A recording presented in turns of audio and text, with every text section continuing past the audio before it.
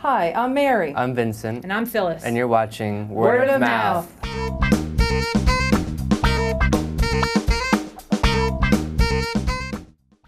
you want to do this? Or? Oh, by all means, let's have sex. $200. My, Yeah, can you afford it? handily, my good man, handily. Let's get to know one another. So, alleged nephew Brian, what do you do for a living?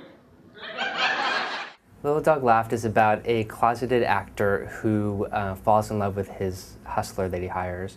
The main character, Tom Everett Scott's coming out and accepting his sexuality and what it would mean to his career if he comes out the way he'd like to, and ultimately what he decides to do and what his life choices are. It really does show the little sleazier, manipulative side of the business.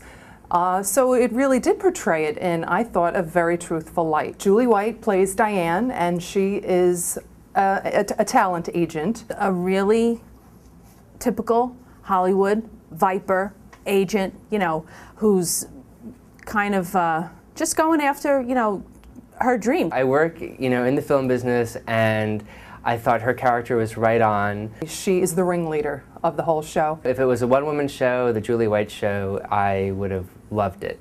Every time she was on the stage, she was incredible. I think she was definitely channeling Karen from Will and Grace at times, but it worked. In all honesty, I really thought they were all excellent.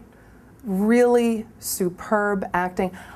I felt there was not one person who lacked the energy. They all had high energy, and you need that for this show. Yes, Ari Grainer. She was my least favorite, my least memorable of the cast, although, I mean, she was good, but I don't know if it was just that they're still working out some bugs in the show, but she seemed to stumble over a few lines.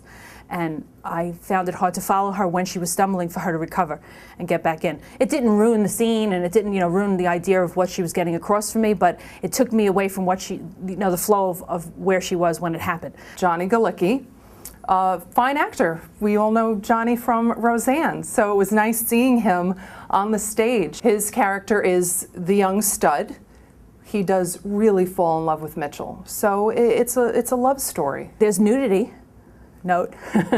Great. I mean, there's nudity in the show. There is a little bit of nudity. It catches you by surprise. I wasn't really prepared for it, but that's okay. I don't think it was anything, that's going to be, I don't know, a big scandal or anything. It's brief. It's not, it's not a big deal. But I think it would appeal to pretty much everybody. It's not for children. That said, it's not for little, under 10, I would think. Or is that too young still, you think? I don't know. Leave the little kids at home. But I would say that any adult could enjoy this show. Fun to be at a comedy, fun to, see something that was continual through the whole show, was really, quick and funny the whole time. It was really good. But I didn't care about the relationship of the actor and the hustler. They're just, I didn't think there was enough, even though it's a comedy, I don't think there was enough emotion to carry it to the end of the show. And it's been a long time since I saw a comedy that wasn't like some schlocky kind of revamped Neil Simon-y, and it was funny. It was just a funny, good comedy. It's refreshing to see a comedy, a new comedy, and I like that. So I like seeing something that's a little different.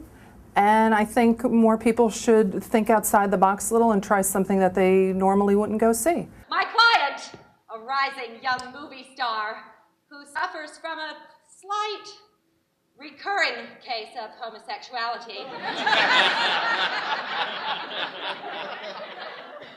has informed me that as his date, are you possibly seated for this? Yes.